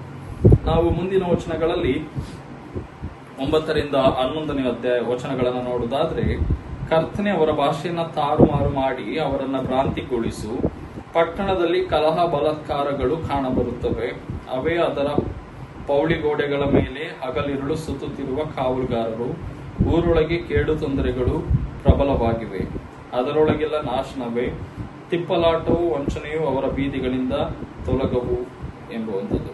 So 9ರಿಂದ 11ನೇ ವಚನವನ್ನ ನಾವು ನೋಡುವುದಾದ್ರೆ, David ask God to deal with his enemies ಎಂಬುದಾಗಿ. ದಾವೀದ ದೇವರಲ್ಲಿ ಪ್ರಾರ್ಥನೆ ಮಾಡುವಂಥದ್ದು, ತನ್ನ ವೈರಿಗಳೊಟ್ಟಿಗೆ ನೀನು ಹೋರಾಟವನ್ನ ಮಾಡು, you have to deal with my enemies ಎಂಬುದಾಗಿ ದಾವೀದ ತನ್ನಗೆ ಇರುವಂತಹ ಪರಿಸ್ಥಿತಿ, ತನ್ನ ಸಾಮ್ರಾಜ್ಯದಲ್ಲಿರುವಂತಹ ಪರಿಸ್ಥಿತಿಯನ್ನ ದೇವರ ಎದುರಿನಲ್ಲಿ ತಿಳಿಸಲಿಕ್ಕೆ ಪ್ರಯತ್ನವನ್ನ ಮಾಡ್ತಾನೆ. ನಾವು 9ನೇ ವಚನದಲ್ಲಿ ಅವರ ಭಾಷೆಯನ್ನ ತಾರುಮಾರು ಮಾಡು ಎಂಬುದಾಗಿ, ಇದು 3ನೇ ವಚನದಲ್ಲಿ ನಾವು ಗಮನಿಸ್ತೇವೆ. ಅವರ ಶತ್ರುಗಳ ಹಬ್ಬರ ದುಷ್ಟ ಹಿಂಸೆ, ಅಲ್ಲಿ ಏನೆಲ್ಲ ರೂಮರ್ಸ್ ಗಾಸಿಪ್ಸ್ ಎಲ್ಲ ಹೋಗ್ತಾ ಇತ್ತು ದಾವಿದನ ವಿರುದ್ಧವಾಗಿ, ಅದೆಲ್ಲವೂ ಹೊರಗೆ ಹೋಗ್ತಾ ಇರುವಾಗ ಅಲ್ಲಿ ದಾವಿದ ದೇವರಲ್ಲಿ ಪ್ರಾರ್ಥನೆ ಮಾಡುವಂಥದ್ದು, ನೀನು ಅವರ ಭಾಷೆಯನ್ನ ತಾರುಮಾರು ಮಾಡಿಬಿಡು ಎಂಬುದಾಗಿ. ಹಾಗೆ ಮಾಡುವುದರ ಮೂಲಕ ಅವರನ್ನ ಭ್ರಾಂತಿಗೊಳಿಸಿ ಏನಾಗ್ತದೆ, ಅವರ ಎಲ್ಲ ವಿಷಯಗಳು ರಾಂಗ್ ಎಂಬುದಾಗಿ ಅವರಿಗೆ ತಿಳಿಸು ಎಂಬುದಾಗಿ. ಇದು ತಾರುಮಾರು ಎಂಬುದಾಗಿ ಹೇಳುವಾಗ ನಾವು ಬಾಬೆಲ್ ಪಟ್ಟಣವನ್ನ ನೆನೆಸ್ಕೊಳ್ತೇವೆ. ಅಲ್ಲಿ ಬಾಬೆಲ್ ಪಟ್ಟಣ ದೇವರಿಗೆ ವಿರುದ್ಧವಾಗಿ ಹೇಗೆ ಬಾಬೆಲ್ ಜನರು ಸಾಮ್ರಾಜ್ಯವನ್ನ ಕಟ್ಟಲಿಕ್ಕೆ ಹೋಗ್ತಾರೋ, ಆಗ ದೇವರವರ ಭಾಷೆಯನ್ನ ಹೊಡೆದು ಅಲ್ಲಿ ಅವರ ಕೆಲಸ ಕಾರ್ಯಗಳನ್ನ ನಿಲ್ಲಿಸಿದ ಹಾಗೆ ದೇವರ ಇವತ್ತಿಗೆ ಕೂಡ ನಿನ್ ಕಾರ್ಯವನ್ನ ಮಾಡು ಎಂಬುದಾಗಿ. ಆದಿಕಾಂಡ 11ನೇ ಅಧ್ಯಾಯ 1ರಿಂದ 9ನೇ ವಚನಗಳಲ್ಲಿ ಇದರ ಕುರಿತಾಗಿ ನಾವು ನೋಡ್ತೇವೆ. ಮತ್ತೆ ಮುಂದಿನ ವಚನಗಳಲ್ಲಿ ಪಟ್ಟಣದಲ್ಲಿ ಕಲಹ ಬಲಾತ್ಕಾರಗಳು ಮತ್ತು ಹಗಲಿರುಳು ಸುತ್ತಾಡುವ ಕಾವಲುಗಾರರು, ಕೇಡು ತೊಂದರೆಗಳು ಪ್ರಬಲವಾಗಿವೆ ಎಂಬುದಾಗಿ ಹೇಳುವಾಗ, ಶತ್ರುಗಳು ಮಾಡಿರುವಂತ ಅಟ್ಯಾಕ್ ಆ ಜನರಲ್ಲಿ, ಆ ಸಮಾಜದಲ್ಲಿ, ಆ ಸಾಮ್ರಾಜ್ಯದಲ್ಲಿ ಗೊಂದಲಗಳನ್ನ, ಅವ್ಯವಸ್ಥೆಗಳನ್ನ ಸೃಷ್ಟಿ ಮಾಡಿದೆ. ಒಂದು ರೀತಿಯಲ್ಲಿ ಒಂದು ಒಳ್ಳೆ ಸಿಸ್ಟಮ್ ಇದ್ದಾಗ ಸಮಾಜ ಒಳ್ಳೆ ರೀತಿಯಲ್ಲಿ ಸ್ಮೂತ್ ಮೂವ್ ಆಗ್ತಾ ಇರ್ತದೆ. ಆದ್ರೆ ಯಾವಾಗ ಇಂಥ ಕೆಟ್ಟ ವಿಷಯಗಳಿಗೆ ಇಂಪಾರ್ಟೆನ್ಸ್ ಕೊಡ್ತದೋ ಆಗ ಅವರ ಮಧ್ಯದಲ್ಲಿ ಗಲಿಬಿಲಿ, ಗೊಂದಲಗಳು, ತೊಂದರೆಗಳು ಉಂಟಾಗಿ ಏನಾಗ್ತದೆ, ಜನರೆಲ್ಲರೂ ಬಹಳ ಕಷ್ಟಪಡ್ಲಿಕ್ಕೆ. ಅದರಲ್ಲಿ ಅವನು ಹೇಳುವಂಥದ್ದು, ಪಟ್ಟಣದಲ್ಲಿ ಕಲಹ, ಬಲಾತ್ಕಾರಗಳು ಕಂಡು ಬರ್ತದೆ, ಕಲಹ, ವ್ಯಾಜ್ಯಗಳು, there is so many disputes among them. ಮತ್ತೆ ಪೌಳಿ ಗೋಡೆಗಳ ಮೇಲೆ ಸುತ್ತುತ್ತಿರುವ ಕಾವಲುಗಾರರು, ಊರುಗಳೊಳಗೆ ಕೇಡು ತೊಂದರೆಗಳು ಪ್ರಬಲವಾಗಿವೆ. There is no safety for those people, those who dwells in the city ಎಂಬುದಾಗಿ. ಯಾರೆಲ್ಲ ಊರೊಳಗಿದ್ದಾರೋ ಅವರೊಳಗೆ ಯಾವುದೇ ರೀತಿಯ ಒಂದು ಸೇಫ್ ಆದಂತ ವ್ಯವಸ್ಥೆಗಳು ಇಲ್ಲ ಎಂಬುದಾಗಿ ದಾವೀದ ಅಲ್ಲಿ ಪ್ರಾರ್ಥನೆಯನ್ನ ಮಾಡುವಂಥದ್ದು. ಮುಂದಿನ ವಚನಗಳಲ್ಲಿ ಕೇಡು ತೊಂದರೆಗಳು ಪ್ರಬಲವಾಗಿವೆ, ಅದರೊಳಗೆಲ್ಲ ನಾಶನ. There is no safety in that place, in that city ಎಂಬುದಾಗಿ. ತಿಪ್ಪಲಾಟವು, ವಂಚನೆಯು ಅದರ ಬೀದಿಗಳಿಂದ ತೊಲಗವು ಎನ್ನುವಂಥದ್ದು. ಅಂತ ಹೇಳಿದ್ರೆ the cities became the place of den of wickedness ಎಂಬುದಾಗಿ. ಅದು ಕೆಟ್ಟವರು, ಶತ್ರುಗಳು ವಾಸ ಮಾಡುವಂತ ಸ್ಥಳವಾಗಿ ಸಂಪೂರ್ತಿಯಾಗಿ ಪರಿವರ್ತನೆ ಆಗಿದೆ. ಹಾಗಾಗಿ you have to come and rescue us ಎಂಬುದಾಗಿ ದಾವೀದ ದೇವರಲ್ಲಿ ಪ್ರಾರ್ಥನೆಯನ್ನು ಮಾಡುವಂಥದ್ದನ್ನ ನಾವು ಗಮನಿಸ್ತೇವೆ. ಅದಕ್ಕೆ ಕೆಲವು ಥಿಯಾಲಜಿಯನ್ಸ್ ಅದನ್ನ ಅರ್ಥ ಮಾಡುವಾಗ ಹೀಗೆ ಹೇಳ್ತಾರೆ, the instability and intrigue made the whole city unsafe ಎಂಬುದಾಗಿ. ನಮ್ಗೆ ನಂಬಿಕೆಯಲ್ಲಿ ಇನ್ಸ್ಟೆಬಿಲಿಟಿ, ದೇವರಲ್ಲಿ ಸ್ಥಿರವಾಗಿ ಇಲ್ಲದೆ ರೂಮರ್ಸ್ಗಳಿಗೆ ಇಂಪಾರ್ಟೆನ್ಸ್ ಕೊಡುವಾಗ ಮತ್ತು ವಂಚನೆಗಳಿಗೆ ನಾವು ಇಂಪಾರ್ಟೆನ್ಸ್ ಅನ್ನು ಕೊಡುವಾಗ ದ ಸಿಟಿ ಬಿಕೇಮ್ಸ್ ಅನ್ಸೇಫ್ ಎಂಬುದಾಗಿ. ಅದು ಸೇಫ್ ಪ್ಲೇಸ್ ಅಲ್ಲದ ಹಾಗೆ ಅಸಾಧ್ಯವಾಗಿ ಹೋಯಿತು. ದಾವಿದನ ಆಸ್ಥಾನದಲ್ಲಿ ಕೂಡ ಜನರು ಯಾವಾಗ ದಾವಿದನ ಮಾತುಗಳಿಗೆ ಇಂಪಾರ್ಟೆನ್ಸ್ ಕೊಡದೆ ಅವನ ಮಗನಾದಂತ ಅಬ್ಸಲೋಮನ ಮಾತುಗಳಿಗೆ ಇಂಪಾರ್ಟೆನ್ಸ್ ಅನ್ನು ಕೊಡ್ತಾ ಹೋದ್ರು, ಆಗ city became the place of unsafe ಎಂಬುದಾಗಿ ನಾವು ನೋಡ್ತೇವೆ. ಸೊ ಮುಂದಿನ ವಚನಗಳನ್ನು ನಾವು ನೋಡೋದಾದ್ರೆ 12-14, ನನ್ನನ್ನು ದೂಷಿಸುವವನು ವೈರಿಯಾಗಿದ್ದರೆ ತಾಳಿಕೊಂಡೆನು, ನನ್ನನ್ನು ತಿರಸ್ಕರಿಸಿ ಉಬ್ಬಿಕೊಳ್ಳುವವನು ದ್ವೇಷಿಯಾಗಿದ್ದರೆ ಅಡಗಿಕೊಂಡೆನು. ಆದರೆ ನೀನು ನನಗೆ ಸ್ವಕೀಯನೂ ಆಪ್ತಮಿತ್ರನೂ ಅಲ್ಲವೇ? ನಾವು ಪರಸ್ಪರವಾಗಿ ರಸಭರಿತ ಸಂಭಾಷಣೆ ಮಾಡುತ್ತಾ ಭಕ್ತ ಸಮೂಹದೊಡನೆ ದೇವಾಲಯಕ್ಕೆ ಹೋಗುತ್ತಿದ್ದೇವಲ್ಲ ಎಂಬುದಾಗಿ ದಾವೀದ ಇಲ್ಲಿ ಹೇಳುವಂಥದ್ದನ್ನ ನಾವು ನೋಡ್ತೇವೆ. ಸೊ 12-14 ವಚನಗಳನ್ನ ನಾವು ನೋಡುವುದಾದ್ರೆ, a reflection on the bitterness of friends betrayal ಎಂಬುದಾಗಿ. A reflection on the bitterness of friends ಬಿಟ್ರಾಯಲ್.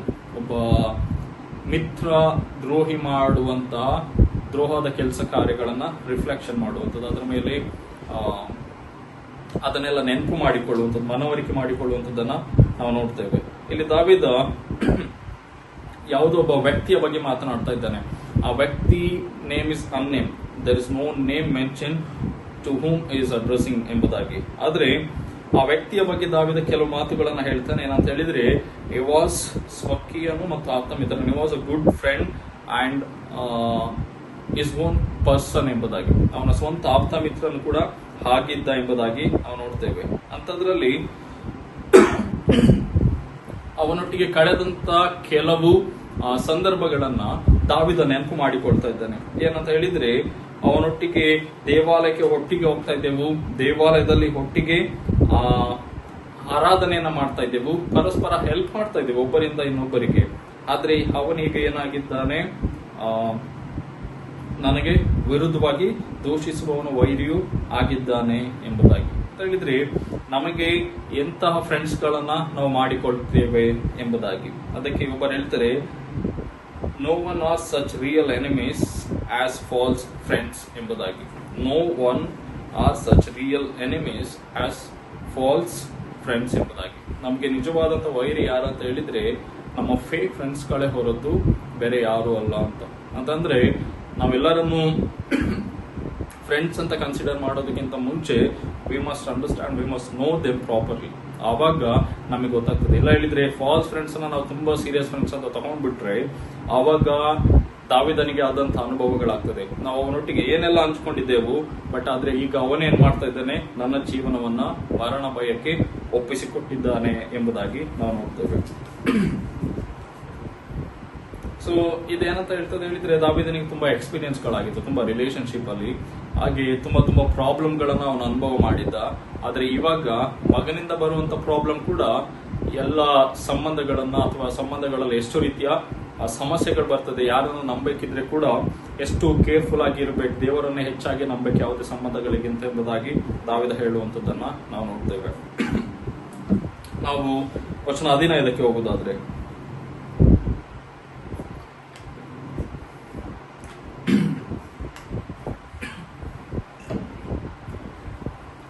ಆ ದುಷ್ಟರಿಗೆ ಮರಣವು ತಟ್ಟನೆ ಬರಲಿ, ಸಜೀವರಾಗಿಯೇ ಪಾತಾಳಕ್ಕೆ ಇಳಿದು ಹೋಗಲಿ, ಅವರ ಮನೆಯಲ್ಲಿಯೂ ಮನಸ್ಸಿನಲ್ಲಿಯೂ ಕೆಟ್ಟತನವೇ.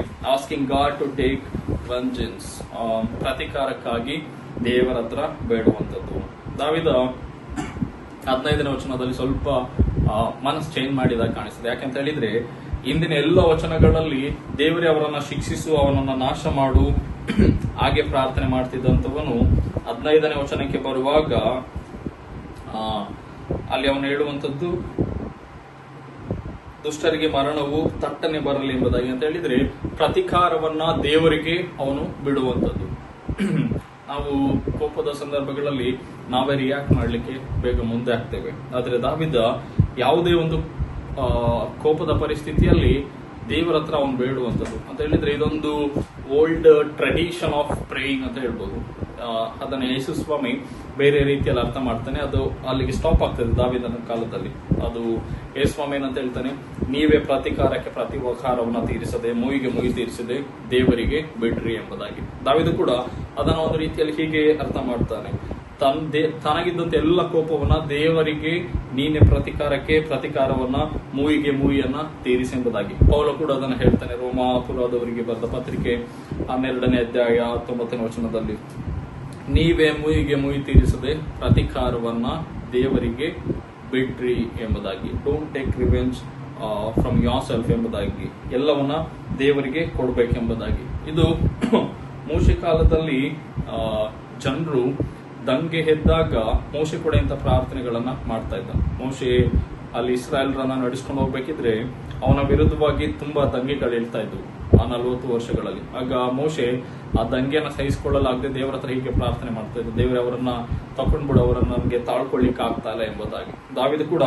ಅಂಥದ್ದೇ ಒಂದು ಪ್ರಾರ್ಥನೆಯನ್ನ ಒಂದು ಕಾಪಿ ಮಾಡಿ ತನ್ನ ಪ್ರಾರ್ಥನೆಯಲ್ಲಿ ಹೇಳುವಂಥದ್ದು, ತನ್ನ ಶತ್ರುಗಳನ್ನ ಉದ್ದೇಶಿಸಿ. ಅಂತ ಹೇಳಿದ್ರೆ 13-14ನೇ ವಚನದಲ್ಲಿ ಆ ವ್ಯಕ್ತಿ ತುಂಬಾ ಕ್ಲೋಸ್ ಆಗಿದ್ದ ಎಂಬುದಾಗಿ ಅವನು ತಿಳಿಸಿದ್ರೆ, 15ನೇ ವಚನದಲ್ಲಿ ಅವರನ್ನ ಸಾಯಿಸುವಷ್ಟರ ಮಟ್ಟಿಗೆ ದಾವಿದ ದ್ವೇಷವನ್ನ ಮಾಡ್ತಾನೆ ಎನ್ನುವಂಥದ್ದನ್ನ ನಾವು ನೋಡ್ತೇವೆ. ಸೊ ಅವರ ಮನೆಯಲ್ಲಿಯೂ ಮನಸ್ಸಿನಲ್ಲಿಯೂ ಕೆಟ್ಟತನವೆಂಬುದಾಗಿ ಹೇಳುವಾಗ ಅವರ ಮನಸ್ಸಿನಲ್ಲಿಯೂ ಮನೆಯಲ್ಲಿ ಎಷ್ಟರ ಮಟ್ಟಿಗೆ ಕೆಟ್ಟತನವು ಬೇರೂರಿದೆ ಎಂಬುದಾಗಿ ಅದನ್ನ ದಾವಿದ ಇಲ್ಲಿ ತಿಳಿಸ್ತಾ ಹೋಗ್ತಾನೆ. ನಾವು ಕೆಟ್ಟದನ್ನ ಹೇರುವಾಗ ಒಳ್ಳೆಯ ಆಲೋಚನೆಗಳು, ಒಳ್ಳೆಯ ಮಾತುಗಳು ನಮ್ಮಿಂದ ಬರಲಿಕ್ಕೆ ಸಾಧ್ಯವಾಗುವುದಿಲ್ಲ. ದಾವಿದ ಅದನ್ನೇ ಅವರ ಮನೆಯಲ್ಲಿಯೂ ಮನಸ್ಸಿನಲ್ಲಿ ಕೆಟ್ಟತನವಿರುವುದರಿಂದ ಅವರನ್ನು ಸಂಪೂರ್ಣವಾಗಿ ನಾಶ ಮಾಡಿಬಿಡು ಎಂಬುದಾಗಿ ಪ್ರಾರ್ಥನೆಯನ್ನ ಮಾಡ್ತಾನೆ. ನಾವು ಮುಂದಿನ ವಚನಗಳಿಗೆ ಹೋಗುವುದಾದ್ರೆ 16ರಿಂದ 19,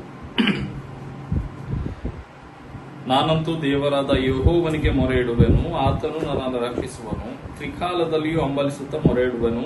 ಆತನು ಹೇಗೂ ನನ್ನ ಮೊರೆಯನ್ನ ಕೇಳಿ ನನ್ನ ವಿರೋಧಿಗಳು ಅನೇಕರಿದ್ದರು, ಅವರು ನನ್ನನ್ನು ಮುಟ್ಟದಂತೆ ಸುರಕ್ಷಿತವಾಗಿ ಇಡುವನು.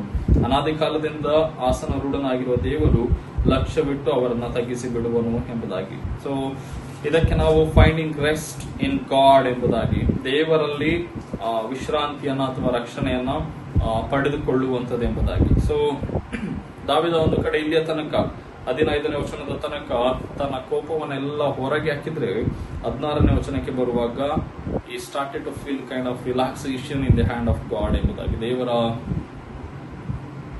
ಹಸ್ತದಲ್ಲಿ ಒಂದು ಶಾಂತಿ ಸಮಾಧಾನವನ್ನ ಹೊಂದಿಕೊಳ್ಳುವಂಥದ್ದನ್ನ ನಾವು ನೋಡ್ತೇವೆ. ಸೊ 16ನೇ ವಚನದಲ್ಲಿ ಅವನು ಹೇಳುವಂಥದ್ದು, ನಾನಂತೂ ನಿನಗೆ ಮೊರೆ ಇಡುತ್ತೇನೆ, ಆತನು ನನ್ನನ್ನು ರಕ್ಷಿಸುವನು. ದೇವರ ಮೇಲೆ ತನ್ನ ನಂಬಿಕೆಯನ್ನ ನಿರೀಕ್ಷೆಯನ್ನ ದಾವಿದ ತೋರಿಸುವಂಥದ್ದು, ದೇವರಲ್ಲಿ ತನ್ನ ನಂಬಿಕೆ ರಕ್ಷಣೆಯನ್ನು. ಮುಂದಿನ ವಚನಗಳಲ್ಲಿ ಅವನು ಹೇಳುವಂಥದ್ದು ಎಲ್ಲವನ್ನ ದೇವರ ಹಸ್ತಕ್ಕೆ ನಾನು ಒಪ್ಪಿಸಿಕೊಟ್ಟಿದ್ದೇನೆ ಎಂಬುದಾಗಿ. ಸೊ ಪ್ರತಿಕಾರ, ಮುಯಿಗೆ ಮುಯಿ ತೀರಿಸದೆ ಎಲ್ಲವನ್ನ ದೇವರ ಹಸ್ತಕ್ಕೆ ಒಪ್ಪಿಸಿಕೊಡ್ಬೇಕಂತ. ನಾವು ಕೆಲವೊಂದ್ಸಲ ಮುಯಿಗೆ ಮುಯಿ ತೀರಿಸೋದು ನಮ್ಮ ಕೆಲಸ ಅಂತ ಹೇಳಿ ನಾವು ರಿವೆಂಜ್ ತಗೊಳ್ಳೋಕೆ ನೋಡ್ತೇವೆ. ಆದ್ರೆ ಅಂತ ಆಟಿಟ್ಯೂಡ್ ಅನ್ನ ದಾವಿದ ಹಳೆ ಒಡಂಬಡಿಕೆಯಲ್ಲಿ ಏನ್ ಮಾಡಿದ, ದೇವರಿಗೆ ಕೊಟ್ಟಿದ್ದ. ಯೇಸು ಸ್ವಾಮಿ ಕೂಡ ಹೇಳುವಂಥದ್ದು, ನೀವು ನಿಮ್ಮ ವೈರಿಯನ್ನ ಪ್ರೀತಿಸಿರಿ, ಅವನಿಗೋಸ್ಕರ ಪ್ರಾರ್ಥನೆ ಮಾಡ್ರಿ ಅಂತ.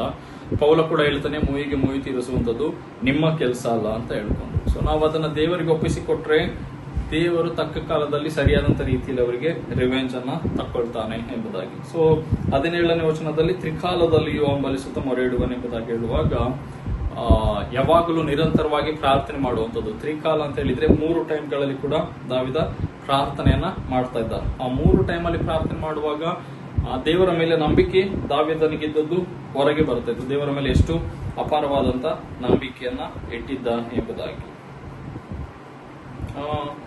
ಮುಂದಿನ ವಚನಗಳಲ್ಲಿ ಆತನು ಹೇಗೂ ನನ್ನ ಮೊರೆಯನ್ನು ಕೇಳಿ ನನ್ನ ವಿರೋಧಿಗಳು ಅನೇಕರಿದ್ದರೂ ಅವರನ್ನು ನನ್ನನ್ನು ಮುಟ್ಟದಂತೆ ಸುರಕ್ಷಿತವಾಗಿ ಇಡುವನು ಎಂಬುದಾಗಿ. ಇನ್ನೊಂದು ಕಡೆ ಅನಾದಿ ಕಾಲದಿಂದ ಆಸನಾರೂಢನಾಗಿರುವ ಆತ ದೇವರು ಲಕ್ಷ್ಯವಿಟ್ಟು ಅವರನ್ನ ತಗ್ಗಿಸಿ ಬಿಡುವನು ಎಂಬುದಾಗಿ. ಸೊ ಡಿಸ್ಟ್ರಾಕ್ಷನ್ಸ್ ಆಫ್ ವಿಗೆಟ್ನೆಸ್ ಎಂಬುದಾಗಿ, ಕಷ್ಟದಲ್ಲಿ ಕೇಡನ್ನ ಮಾಡುವಂತ ಜನರಿಗೆ ಸ್ಥಿರತೆ ಅನ್ನುವಂಥದ್ದು ಇರುವುದಿಲ್ಲ. ದೇವರವರನ್ನ ನಾಶ ಮಾಡಿ ಬಿಡ್ತಾನೆ. ಯಾಕೆಂತ ಹೇಳಿದ್ರೆ ಅವರ ಕೆಟ್ಟತನದ ನಿಮಿತ್ತವಾಗಿ ಅವರಿಗೆ ಕಷ್ಟ ಎನ್ನುವಂಥದ್ದು ಬಂದೇ ಬರ್ತದೆ ಎಂಬುದಾಗಿ. ಅದಕ್ಕೆ ಒಬ್ಬ ಥಿಯಾಲಜಿಯನ್ ಬರೆದಂತ ಒಂದು ಕೋಟ್ ಅನ್ನು ನಾನು ಓದ್ತೇನೆ.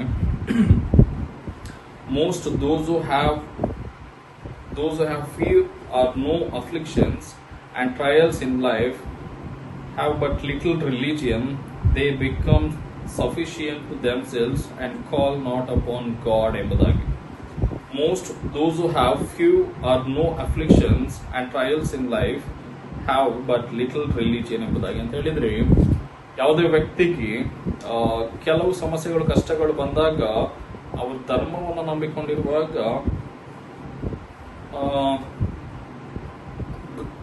ಸಮಸ್ಯೆಗಳು ಬಂದಾಗ ಕೇವಲ ಧಾರ್ಮಿಕ ವ್ಯಕ್ತಿಗಳಾಗಿದ್ರೆ ಅವ್ರೇನಾಗ್ತಾರೆ, ದೇವರ ಹತ್ರ ಸಹಾಯವನ್ನು ಬೇಡುವುದಿಲ್ಲ. ಆದ್ರೆ ನಮಗೆ ಕಷ್ಟಗಳು ಯಾಕೆ ಬರ್ತದೆ ಅಂತ ಹೇಳಿದ್ರೆ ಆ ಕಷ್ಟಗಳು ದೇವರ ಹತ್ರ ಬೇಡ್ಲಿಕ್ಕೆ, ದೇವರ ಸಹಾಯವನ್ನ ನಿರೀಕ್ಷೆ ಮಾಡ್ಲಿಕ್ಕೆ ನಮ್ಗೆ ಬರ್ತದೆ. ಅದಕ್ಕೆ ಯಾರಿಗೆ ಸಮಸ್ಯೆಗಳು ಬರುವುದಿಲ್ವೋ, no afflictions, no trials in life, have but little religion. ನಾವು ಧಾರ್ಮಿಕ ವ್ಯಕ್ತಿಗಳಾಗಿದ್ರೆ ಕಷ್ಟಗಳನ್ನ ತಗೊಳ್ಳಿಕ್ಕೆ ಆಗೋದಿಲ್ಲ. ಆದ್ರೆ ಸ್ಪಿರಿಚುವಲ್ ಆಗಿ ಒಬ್ಬ ಒಳ್ಳೆಯ ವ್ಯಕ್ತಿ ಆದ್ರೆ we take up the responsibilities, we take up the challenges and afflictions on us ಎಂಬುದಾಗಿ. ಅದನ್ನ ತಗೊಳ್ಳುವಾಗ we call upon God, ದೇವರ ಹತ್ರ ಪ್ರಾರ್ಥನೆಯನ್ನು ಮಾಡ್ತೇವೆ. ಇಲ್ಲಿ ಹೇಳುವಂಥದ್ದು ಅಂಡ್ ಈ ಕಾಲ್ ನಾಟ್ ಅಪಾನ್ ಗಾಡ್ ಎಂಬುದಾಗಿ. ಯಾರು ಸಮಸ್ಯೆಗಳನ್ನ, ಸವಾಲುಗಳನ್ನ ಸ್ವೀಕಾರ ಮಾಡೋದಿಲ್ಲ. ಸೊ ಹಾಗಾಗಿ ಇಲ್ಲಿ ದಾವಿದ ಸವಾಲುಗಳನ್ನ ಸ್ವೀಕಾರ ಮಾಡಿದಾಗ ಈ ಕಾಲ್ಡ್ ಗಾಡ್ ಫಾರ್ ಹೆಲ್ಪ್ ಎಂಬುದಾಗಿ, ಸಹಾಯಕ್ಕಾಗಿ. ಸೊ ಮುಂದಿನ ವಚನಗಳಲ್ಲಿ 20ರಿಂದ 21, ಆ ದ್ರೋಹಿಯಾದರೂ ತನ್ನೊಡನೆ ಸಮಾಧಾನದಿಂದ ಇದ್ದವರ ಮೇಲೆ ವಿರೋಧವಾಗಿ ಕೈ ಎತ್ತಿ ತಾನು ಮಾಡಿಕೊಂಡ ಒಡಂಬಡಿಕೆಯನ್ನು ಭಂಗಪಡಿಸಿದ್ದಾನೆ. ಅವನ ಬಾಯಿ ಬೆಣ್ಣೆಯಂತೆ ನುಣುಪು, ಹೃದಯವು ಕಲಹಮಯವೇ. ಅವನ ನುಡಿಗಳು ಎಣ್ಣೆಗಿಂತ ನಯವಾಗಿದ್ದರೂ ಬಿಚ್ಚು ಕತ್ತಿಗಳೇ ಸರಿ ಎಂಬುದಾಗಿ. ಸೊ 21ನೇ ವಚನ, the treasury of Davids enemy ಎಂಬುದಾಗಿ. ದಾವೀದ ವೈರಿಯ ವಿಶ್ವಾಸಘಾತಕ ಕೃತ್ಯ. ಸೊ ದಾವೀದ ವೈರಿಯ ಒಂದು ವಿಶ್ವಾಸಘಾತಕವಾದಂತ ಕೃತ್ಯಗಳನ್ನ ದಾವಿದಲ್ಲಿ ತಿಳಿಸ್ತಾ ಹೋಗ್ತಾನೆ. ಸೊ ಆಗಲೇ ಹೇಳಿದ ಹಾಗೆ ಆ ವ್ಯಕ್ತಿ, ಆ ವೈರಿ ಯಾರೆಂಬುದಾಗಿ ದಾವಿದ ಹೆಸರನ್ನ ಹೇಳುವುದಿಲ್ಲ. ಆದ್ರೆ ಅವನೊಟ್ಟಿಗಿದ್ದಂತ ಸಂಬಂಧ, ಅವನೊಟ್ಟಿಗಿದ್ದಂತ ಜೀವಿತ ಏನ್ ಮಾಡ್ತಾ ಇದೆ, ಆ ಒಡಂಬಡಿಕೆಯನ್ನ, the covenant between both of them that have happen has been distracted now ಅಂತ ಎಂಬುದಾಗಿ. ಅದನ್ನ ಸಂಪೂರ್ಣವಾಗಿ ಕಡೆಗಾಣಿಸಲಾಗಿದೆ, ಆ ಒಂದು ಇಬ್ಬರ ಮಧ್ಯೆ ಆದಂತ ಒಂದು ಕವನೆಂಟ್. ಹಾಗಾಗಿ ಅವನೊಬ್ಬ ವಿಶ್ವಾಸಘಾತಕ, ಇಸ್ ದ ಬಿಟ್ರಾಯಲ್ ಪರ್ಸನ್ ಎಂಬುದಾಗಿ ಅವನನ್ನ ಕರೆದ್ರೆ, ಮುಂದಿನ ಮಾತುಗಳಲ್ಲಿ ಹೇಳುವಂಥದ್ದು ಅವನ ಬಾಯ ಮಾತುಗಳು, ಅವನ ಕೃತ್ಯಗಳು ಅಷ್ಟೇ ಒಂದು ಕನ್ನಿಂಗ್ ಪರ್ಸನ್ ಅಂತ ನಾವು ಹೇಳ್ತೇವೆ. ಬೆಣ್ಣೆ ಹಾಕಿ ನಮ್ಗೆ ಪಾಲಿಶ್ ಮಾಡಿ ಶೋಧನೆಗೆ ತಳ್ಳುವಂಥದ್ದು. ಅದಕ್ಕೆ ದಾವಿದ ಹೇಳುವಂಥದ್ದು, ಬಾಯಿ ಬೆಣ್ಣೆಯಂತೆ ನುಣುಪು, ಹೃದಯವು ಕಲಹಮಯ. ಬಾಯಲ್ಲಿ ಮಾತ್ರ ತುಂಬಾ ಒಳ್ಳೆಯ ಮಾತುಗಳು ಬರ್ತದೆ, ಅದರ ಹೃದಯದೊಳಗಡೆ ಏನಿರ್ತದೆ ದ್ವೇಷ, ಹೊಟ್ಟೆ ಕಿಚ್ಚು, ಜಗಳ ಇದೇ ತುಂಬಿಕೊಂಡಿದ್ದಾಗ ಅಂತವರ ಮಾತಿನ ಹಿಂದೆ ಇರುವಂತಹ ಉದ್ದೇಶವನ್ನ, ಹಿಪೋಕ್ರಸಿಯನ್ನ ನಾವು ಅರ್ಥ ಮಾಡ್ಕೊಳ್ಬೇಕೆಂಬುದಾಗಿ ದಾವೀದ ಅದನ್ನ ತಿಳ್ಕೊಂಡು ಈ ಕೀರ್ತನೆಯನ್ನ ಬರೀತಾನೆ. ಅವನ ಬಾಯಿಯ ಮಾತುಗಳ ಬಗ್ಗೆ ಹೇಳುವಂಥದ್ದು, ಅವನ ನುಡಿಗಳು ಎಣ್ಣೆಗಿಂತ ನಯವಾಗಿದ್ದರು, ಬಿಚ್ಚು ಕತ್ತಿಗಳೇ ಸರಿ. ಬಿಚ್ಚು ಕತ್ತಿಗಳು ಹೇಳಿದ್ರೆ it was always ready to kill someone ಎಂಬುದಾಗಿ, ಒಂದು ಯುದ್ಧಕ್ಕೆ ರೆಡಿ ಆದಂತ ಒಂದು ವಾತಾವರಣವನ್ನ ಆ ವ್ಯಕ್ತಿ ಹೊಂದಿದ್ದ ಎಂಬುದಾಗಿ. ಹೀಗೆ ನಾವು ಮುಂದಿನ ವಚನಗಳಿಗೆ, ಲಾಸ್ಟ್ 2 ವಚನಗಳಿಗೆ ನೋಡೋದಾದ್ರೆ 22, 23ನೇ ವಚನ, ನಿನ್ನ ಚಿತ್ತಭಾರವನ್ನು ಯೆಹೋವನ ಮೇಲೆ ಹಾಕು, ಆತನು ನಿನ್ನನ್ನು ಉದ್ಧಾರ ಮಾಡುವನು, ನೀತಿವಂತನನ್ನ ಎಂದಿಗೂ ಕದಲಗೊಳಿಸನು. ದೇವರೇ, ನೀನು ದುಷ್ಟರನ್ನು ಪಾತಾಳದ ಕೆಳಗೆ ದುಬ್ಬಿ ಬಿಡುವಿ, ಕೊಲೆ ಪಾತಕರು, ವಂಚಕರು, ನರಾಯುಷ್ಯದ ಅರ್ಧ ವಂಶದವರು ಬದುಕರು, ನಾನಂತೂ ನಿನ್ನನ್ನೇ ನಂಬಿಕೊಂಡಿರುವೆನು ಎಂಬುದಾಗಿ. ಸೊ ಈ ಭಾಗದಲ್ಲಿ ಇಷ್ಟೆಲ್ಲ ಸಮಸ್ಯೆಗಳು, ಒಬ್ಬ ವೈರಿಯಿಂದ ಏನೆಲ್ಲ ಸಮಸ್ಯೆಗಳನ್ನ ದಾವೀದ ಎದುರಿಸ್ತಾ ಇದ್ರು ಕೂಡ ದೇವರ ಮೇಲೆ ನಂಬಿಕೆಯನ್ನ ಹಾಕಿ ದೇವರನ್ನ ನಿರೀಕ್ಷಿಸಿ ಎಂಬುದಾಗಿ. ನಮ್ಗೆ ತುಂಬಾ ಸಮಸ್ಯೆಗಳಲ್ಲಿ ಇಷ್ಟು ಹೆಚ್ಚಾಗ್ತಾ ಹೋಗ್ತಾ ಇದ್ದಂಗೆ ದೇವರ ಮೇಲೆ ನಂಬಿಕೆ ಕಳ್ಕೊಂತೀವಿ. ದೇವರನ್ನ ಬಿಟ್ಟು ನಾವು ಕೂಡ ಕೆಟ್ಟದರೊಟ್ಟಿಗೆ ಒಂದಾಗ್ಲಿಕ್ಕೆ, ಕೆಟ್ಟದರೊಟ್ಟಿಗೆ ಕಾಂಪ್ರಮೈಸ್ ಆಗ್ಲಿಕ್ಕೆ ಪ್ರಯತ್ನವನ್ನ ಮಾಡ್ತೇವೆ. ಆದ್ರೆ ದಾವೀದನಲ್ಲಿದ್ದಂತ ಒಂದು ಆಟಿಟ್ಯೂಡ್, ಕೆಟ್ಟದಂತ ಗೊತ್ತಾದ ಮೇಲೆ ಅದನ್ನ ಅಪೋಸ್ ಮಾಡಿ ದೇವರ ಸಹಾಯಕ್ಕಾಗಿ, ದೇವರ ರಕ್ಷಣೆಗಾಗಿ ಎದುರು ನೋಡ್ತಾ ಇದ್ದ.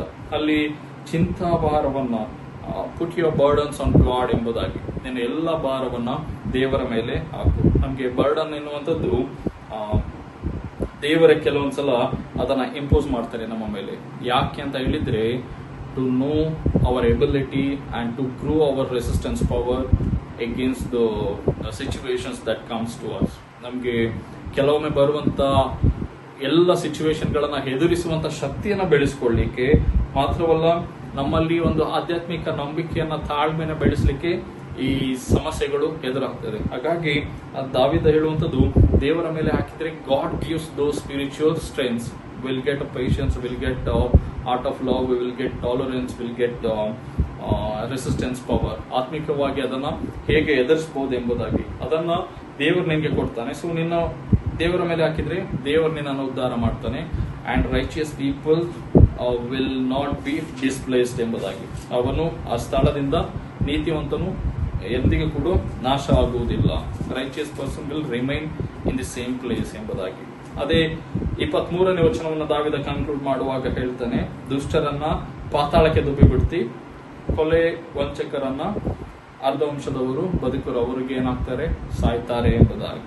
ಅಂತ ಹೇಳಿದ್ರೆ ದುಷ್ಟರಿಗೆ ಯಾವತ್ತಿದ್ರೆ ಕೂಡ ಅವರ ಕೇಡಿನ ನಿಮಿತ್ತವಾಗಿ ದೇವರ ವಾಕ್ಯ ಹೇಳ್ತದೆ, ಮನುಷ್ಯ ತಾನು ಏನ್ ಬಿತ್ತಾನೋ ಅದನ್ನೇ ಕುಯ್ಬೇಕು. If we sow the bad things will reap with the bad results ಎಂಬುದಾಗಿ. ನಾವು ಕೆಟ್ಟದನ್ನ ಕುಯ್ದ್ರೆ ಕೆಟ್ಟದನ್ನೇ ಕುಯ್ತೇವೆ. ಇಲ್ಲಿ ದುಷ್ಟರು ಕೆಟ್ಟದನ್ನ ಮಾಡಿದ್ರಿಂದ ಕೆಟ್ಟದನ್ನೇ ಕುಯ್ದು ಕೆಟ್ಟ ರಿಸಲ್ಟ್ ಅನ್ನ ಪಡಿತಾರೆ. ಮತ್ತೆ ಕೊನೆಯ ವಚನದಲ್ಲಿ ಹೇಳುವಂಥದ್ದು, ನಾನಂತೂ ನಿನ್ನನ್ನೇ ನಂಬಿಕೊಂಡು ಇರುವೆನು.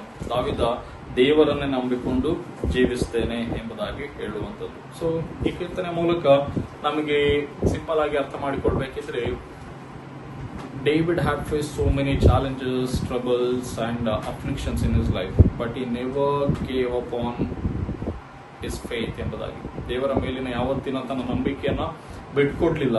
ಮತ್ತೆ he never compromised with unrighteous things. ಅವನು ಯಾವುದೇ ಅನ್ಯಾಯ, ಅನೀತಿ ಕಾರ್ಯಗಳೊಟ್ಟಿಗೆ ಒಂದಾಗದೆ ತನ್ನನ್ನು ಯಾವಾಗಲೂ ಕರೆಕ್ಟ್ ಮಾಡಿಕೊಳ್ತಾ ಇರ್ತಾನೆ. ತನ್ನನ್ನು ಯಾವಾಗಲೂ ದೇವರ ನಂಬಿಕೆಯಲ್ಲಿ ದೃಢವಾಗಿ ನಿಂತ್ಕೊಳ್ಳಿಕ್ಕೆ ಪ್ರಯತ್ನವನ್ನ ಪಡ್ತಾ ಇರ್ತಾನೆ. ಇನ್ನೊಂದು ಕಡೆ ಪ್ರತಿಕಾರವನ್ನ ತಾನೇ ತಕ್ಕೊಳ್ಳೋದೇ ದೇವರಿಗೆ ಪ್ರತಿಕಾರ ಕೊಡುವಂತಹ, ತೀರಿಸುವಂತ ಒಂದು ಆಟಿಟ್ಯೂಡ್ ಅನ್ನು ಕೂಡ ನಾವು ದಾವೀದನ ಕಾಲದಲ್ಲಿ ನೋಡ್ತೇವೆ. ಹೀಗೆ ದಾವೀದೊಬ್ಬ ಪ್ರೇಯರ್ಫುಲ್ ಪರ್ಸನ್ ಆಗಿದ್ಕೊಂಡು ತನ್ನ ಸಮಸ್ಯೆಗಳಿಗೆ ಉತ್ತರಗಳನ್ನ ಕಂಡುಕೊಂಡದನ್ನ ನಾವು ನೋಡ್ತೇವೆ. ಸೊ ನಮ್ಗೆ ಕೂಡ ಇದೆಲ್ಲವೂ ತುಂಬಾ ಇಂಪಾರ್ಟೆಂಟ್. ನಾವ್ ಯಾವಾಗ್ಲೂ ರಿವೆಂಜ್ ತಗೊಳ್ಳುವಂತ ಆಟಿಟ್ಯೂಡ್ ಇದ್ರೆ, we must know that revenge should be given to God's hand ಎಂಬುದಾಗಿ. ದೇವರಿಗೆ ಅದನ್ನ ರಿವೆಂಜ್ ಏನೇ ಇದ್ರು ಶತ್ರುಗಳ ವಿಷಯವಾಗಿ ಕೊಡ್ಬೇಕು. ನಾವು ಶತ್ರುಗಳ ಒಟ್ಟಿಗೆ ಹೇಗೆ ಡೀಲ್ ಮಾಡ್ಬೇಕಂತ ಈ ಕೀರ್ತನೆಯಲ್ಲಿ ಹೇಳಿದ್ರೆ, ಇನ್ನೊಂದು ಕಡೆ ನಮ್ಗೆ ಪ್ರಾರ್ಥನೆ ಎನ್ನುವಂಥದ್ದು ಒಂದು ಬಲವಾಗಿ we can win victory over all the afflictions and challenges we face in our daily life. ನಮ್ಮ ದಿನನಿತ್ಯ ಜೀವನದಲ್ಲಿ ಎದುರಿಸುವಂತ ಸಮಸ್ಯೆಗಳಿಂದ ಹೊರಗೆ ಬರಲಿಕ್ಕೆ ಪ್ರಾರ್ಥನೆ ನಮಗೆ ಸಹಾಯ ಮಾಡ್ತದೆ. ಹಾಗಾಗಿ ಈ ಕೀರ್ತನೆಗಳನ್ನು ಓದುವಾಗ ಇಂಥ ದೃಷ್ಟಿಕೋನದಲ್ಲಿ ಓದುವಂಥದ್ದು ಬಹಳ ಪ್ರಾಮುಖ್ಯ. ಅದು ನಮ್ಮ ಆತ್ಮಿಕ ಜೀವನಕ್ಕೆ ಮತ್ತಷ್ಟು ಬಲವನ್ನ, ಶಕ್ತಿಯನ್ನ, ಜ್ಞಾನವನ್ನು ಕೊಡ್ತದೆ. ಹಾಗಾಗಿ ಈ ಕೀರ್ತನೆಗಳ ಧ್ಯಾನ ನಮ್ಮೆಲ್ಲರ ಆತ್ಮಕ್ಕೆ ಮತ್ತಷ್ಟು ಜ್ಞಾನ ಬಲವನ್ನು ತುಂಬಲಿ. ಆಮೇಲೆ ಪ್ರಾರ್ಥನೆಯನ್ನು ಮಾಡುವ.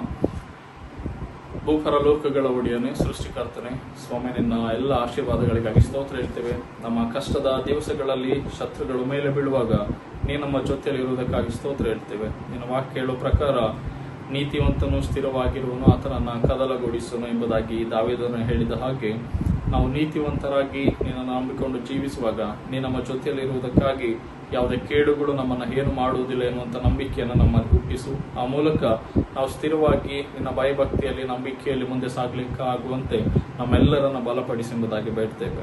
ನೀನು ಕೊಟ್ಟಂತ ವಾಕ್ಯಕ್ಕಾಗಿ ಸ್ತೋತ್ರ.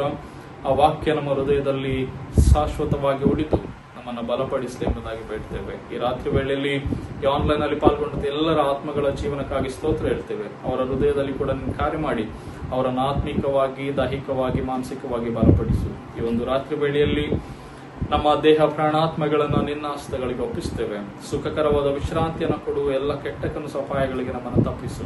ನಿನ್ನ ಚಿತ್ತವಿದ್ರೆ ಹೊಸ ದಿನಕ್ಕೆ ಹೊಸ ಮನಸ್ಸಿನೊಂದಿಗೆ, ಹೊಸ ಬಲದೊಂದಿಗೆ ನಮ್ಮನ್ನು ನಡೆಸೆಂದು ಯೇಸು ಕ್ರಿಸ್ತನ ಪರಿಶುದ್ಧವಾದ ನಾಮದಲ್ಲಿ ಬೇಡುತ್ತೇವೆ. ಆಮೆನ್. ಪರಲೋಕದಲ್ಲಿರುವ ನಮ್ಮ ತಂದೆಯೇ, ನಿನ್ನ ನಾಮವು ಪರಿಶುದ್ಧನೆನಿಸಲ್ಪಡಲಿ. ನಿನ್ನ ರಾಜ್ಯವು ಬರಲಿ. ನಿನ್ನ ಚಿತ್ತವು ಪರಲೋಕದಲ್ಲಿ ನೆರವೇರುವ ಪ್ರಕಾರ ಭೂಲೋಕದಲ್ಲಿ ನೆರವೇರಲಿ. ನಮ್ಮ ದಿನದ ಆಹಾರವನ್ನು ನಮಗೆ ದಯಪಾಲಿಸು. ನಮಗೆ ತಪ್ಪು ಮಾಡಿದವರು ನಾವು ಕ್ಷಮಿಸದಂತೆ ನಮ್ಮ ತಪ್ಪುಗಳನ್ನು ಕ್ಷಮಿಸು. ನಮ್ಮನ್ನು ಶೋಧನೆಗೆ ಸೇರಿಸದೆ ಕೇಳಿ ನಮ್ಮನ್ನು ತಪ್ಪಿಸು. ಯಾಕಂದರೆ ರಾಜ್ಯವು, ಬಲವು, ಮಹಿಮೆಯು ಸದಾಕಾಲವು ನೀನು ವಹಿಸುವ. ಆಮೆನ್. ವಿಶ್ವಾಸದಿಂದ ದೇವರ ಆಶೀರ್ವಾದವನ್ನು ಹೊಂದಿಕೊಳ್ಳೋಣ. ತಂದೆ, ಮಗ, ಪರಿಶುದ್ಧಾತ್ಮನಾದಂತಹ ತ್ರೈಕ ದೇವರ ಆಶೀರ್ವಾದವು ನಮ್ಮನ್ನು ಸದಾಕಾಲ ಕಾಪಾಡುತ್ತಾ ನಿತ್ಯ ಜೀವಕ್ಕಾಗಿ ನಮ್ಮ ದೇಹ ಪ್ರಾಣಾತ್ಮಗಳನ್ನ ಕಾಪಾಡುತ್ತಾ ಮುನ್ನಡೆಸಲ್ಪಡಲಿ. ಆಮೆನ್.